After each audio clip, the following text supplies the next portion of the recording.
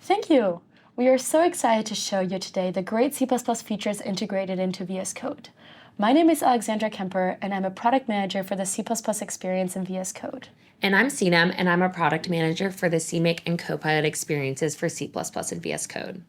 It's been a busy year, and we've been working on a lot of different C++ features, but this is all based on conversations we've had with you.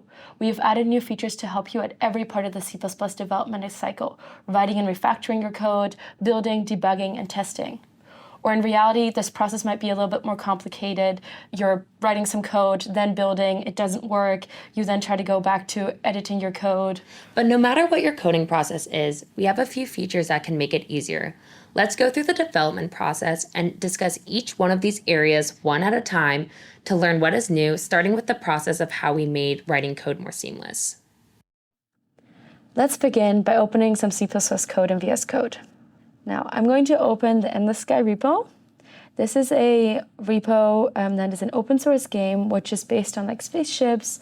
And it's similar to like a video game where you're like a spaceship navigating around, traveling to different planets and battling other spaceships.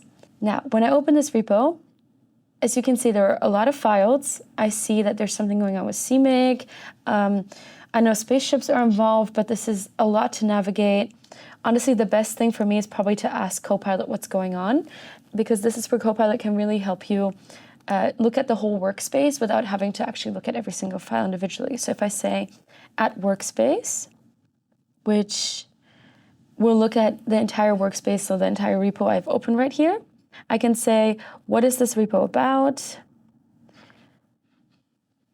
And if I want to edit a spaceship, where would I get started? Because that is actually my whole goal, that when I want to make a change to a spaceship, I can, like, for example, add a captain or change the color of the spaceship. But to do that, I first need to figure out what's the right file for me to do that in. So let's read the Copilot's response.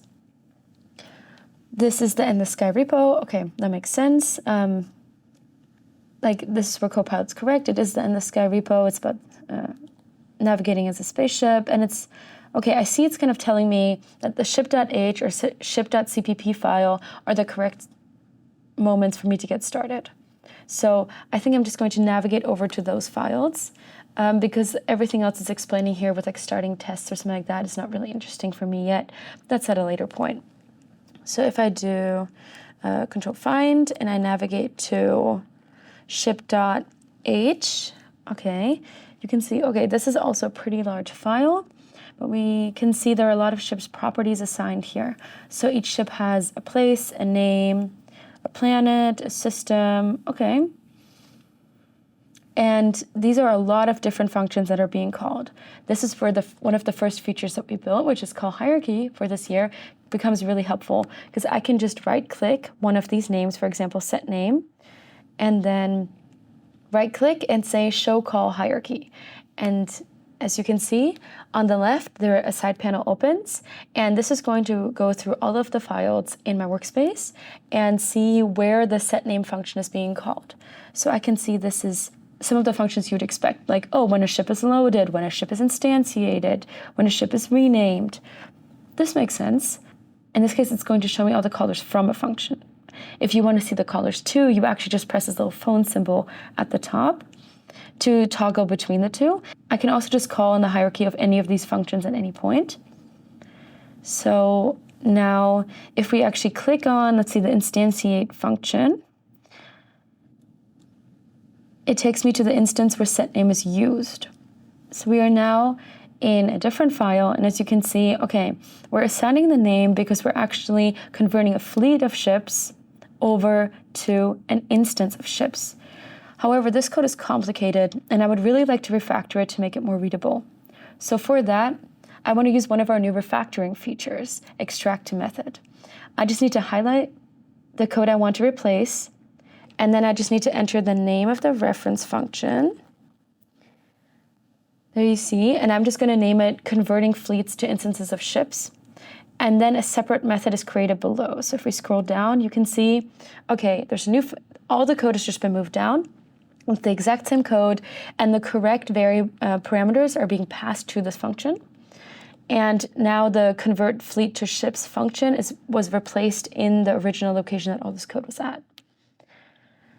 And it also has all the arguments that the function needs. So this is making my code way more readable. And if I went through this entire repository and kind of like moved things around and refactored my code, it would have been a lot easier once I first got to it to understand what's going on. But I want to get back to the task we had at first, which was editing different properties of spaceships and adding a captain associated with each ship. So if I navigate back to where we first saw the setName function, which is in set.h, I'm going to add the setCaptain function. So if we say setCaptain and we pass in a string variable, which is just going to be whatever the name of the captain is. So if I want the captain to be named Alex, that string would be Alex. I want to define this function. I could use the feature we've built previously, which is to create declarations or definitions based on if you have one of the other. So that would be if I right-click and say, create declaration or definition. However, in my case, I really want to actually copy this definition to a different place in code. So I'm going to use the light bulb and the code action light bulb. And so once I hover over the light bulb, it says, okay, copy this definition to my clipboard, which is super easy to do. And now I'm going to navigate over to where setName was. And once we are back in the ship.cpp file, that's where setName was defined, I'm actually just going to paste this there. And this is if I don't want to use the kind of standard way that create declaration definition defines a file in the source file. I can just paste it anywhere I want. As you can see, Copilot actually already has a suggestion for me. So I've like pasted it already, the parameters were already included from the create declaration definition feature, but Copilot is kind of saying, oh, you probably just want to assign the captain variable. That's correct, so we're just gonna press tab. And once we do that, we've kind of gone through the big 3 features we've added this year to help you write code better. So call hierarchy, copying declarations and definitions, and then also extracting to function. And another interesting feature we've added is that we now support markdown in comments. So if you see here for the move function, if I hover over move, you can see some of the markdown that I've already written, and you can now have like headers, and you can have bullet points, and you can have lists, and all of these different things, which just make it much easier if someone else is looking through your code base, trying to understand what's going on, when can they use this function, how can they call on it? Yeah, so we've now successfully added a captain to navigate our spaceships, and the next step in building our code is setting up the build process. And in that case, I'm going to hand it over to Sinem, who will walk you through this. Okay, so now that we have a bunch of code changes, we'll need to build the project to ensure that everything compiles correctly. One of the common hurdles that C++ developers run into is managing their build systems. Truth is, when you have a larger C++ repo, you will need to incorporate some form of build system. The most popular option for C++ is CMake, which is a cross-platform build system. CMake allows you to specify presets so that you can seamlessly manage your configurations between different operating systems and other developers in a shareable CMake presets.json file. This Endless Sky repo uses CMake and CMake presets to manage its build with different CMake presets for configuring, building, and testing. It also invokes vscpackage through its CMake presets for managing its many library dependencies. The CMake Tools extension has been developed to help C++ developers with their CMake-specific needs by providing a full-featured, convenient, and powerful development environment. If you've worked with the CMake Tools extension before, you may notice some differences. Our team has redesigned the CMake Tools experience so that all your CMake needs can be found in the side panel on the left. Let's take a tour through the new additions.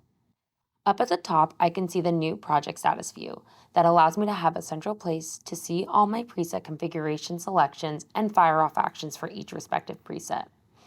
In this case, you can easily see that my active configure preset is MinGW, my active build preset is the debug preset, and my active build target is all of the targets in this preset. And my active test preset is for unit tests.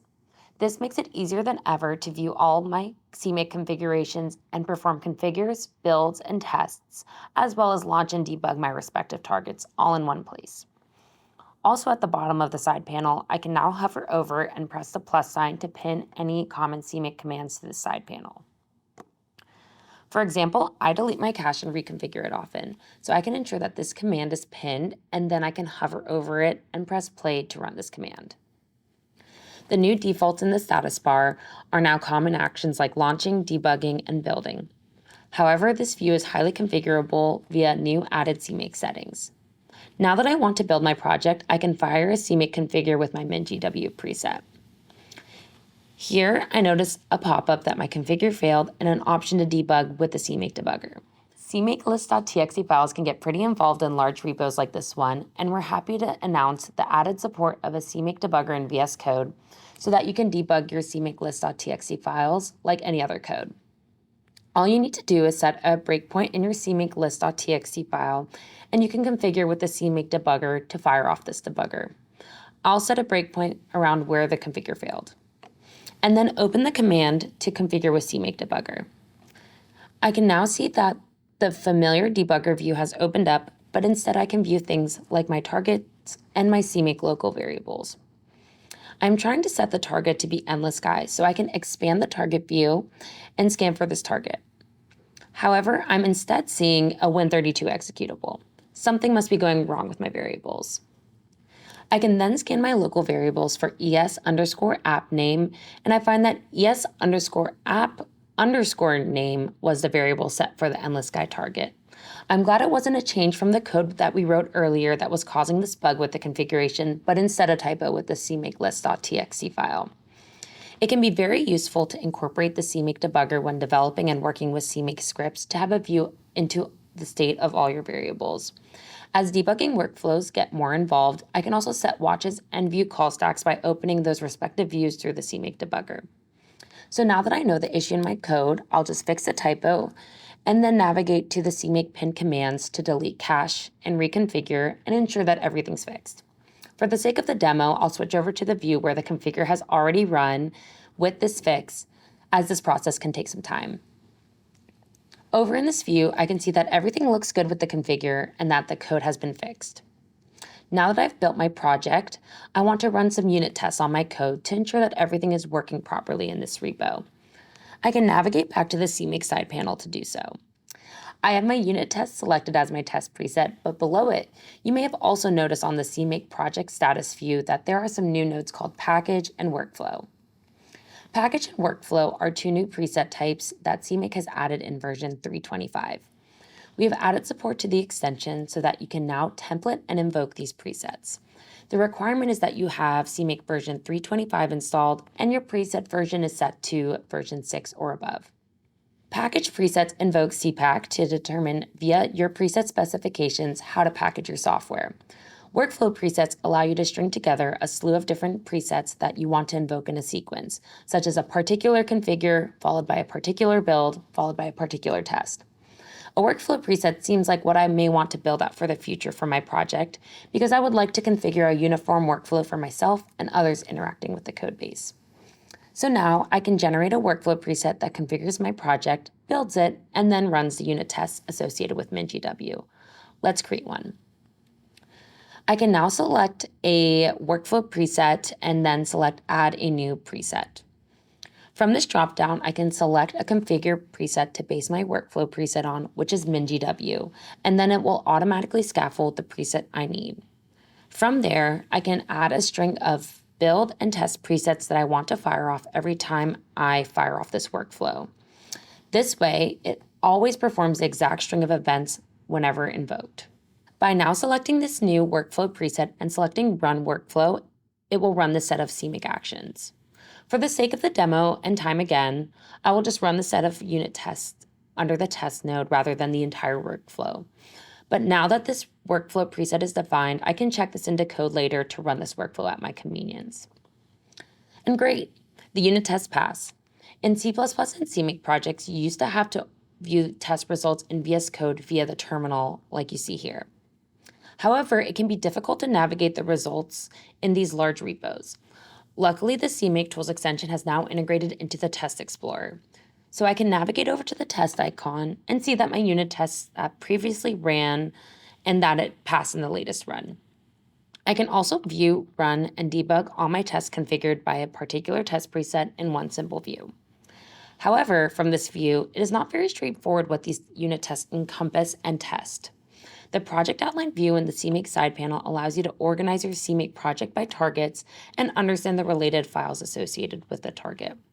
So, expanding on the tests and then the unit target, I can see the associated C++ files for the unit tests. I'm going to dive into test_ship.cpp since we modified the ship class. Upon first glance, it is somewhat difficult to understand what exactly this code is testing. In these unfamiliar situations, I can ask Copilot to explain the tests in natural language. I'll start by highlighting the entire file, right-clicking, and asking Copilot to explain it to me for a high-level overview. Okay, this helped me understand the structure of the test file a lot better. The first test makes sense, but I'm particularly curious to learn about the second set of tests. I can then iterate with Copilot to explain a chunk of tests in more details. So I'll select the second chunk of code and ask Copilot to explain this set. Okay, this makes a lot of sense to me and really helps me understand the test case. This seems like a feasible place to add some new unit tests for the generated code for the ship's captain. I can ask Copilot to generate a unit test for this new function in this file. It even followed the testing framework and styles chosen in this file as well. Thanks to all the great new updates to C++ and CMake Tools extension, as well as Copilot Chat, you can navigate large repos and perform these everyday actions with C++, like write code, build, debug, and test, with more control and quicker than ever. If you want to learn more about the features we built, such as the compiler acquisition process, which installs a C++ compiler for you in just a couple clicks, or the C++ walkthrough, which helps you set up your whole C++ environment in just a few steps, please feel free to reference one of our other YouTube videos that we have, which you can see linked below. Or you can also see a list of other features we've worked on. We have more information of these in our docs, but also feel free to reach out to us if you want to learn more about them. Finally, we want to say thank you to all our C++ open source community members. Many of the features you saw today came directly from GitHub feedback and issues voted on by our communities. So if there's anything you'd like to see, please create an issue and upvote any existing ones in our GitHub extension repos. You can always stay posted on our roadmaps via our project views and on GitHub. The CMake Tools extension has created a new project view to add ease of visibility into our roadmaps and our customer requests. The C++ extension can be reached through the CPP Tools repo. We hope you found a lot of helpful features today, and with that, let's do some C++ coding.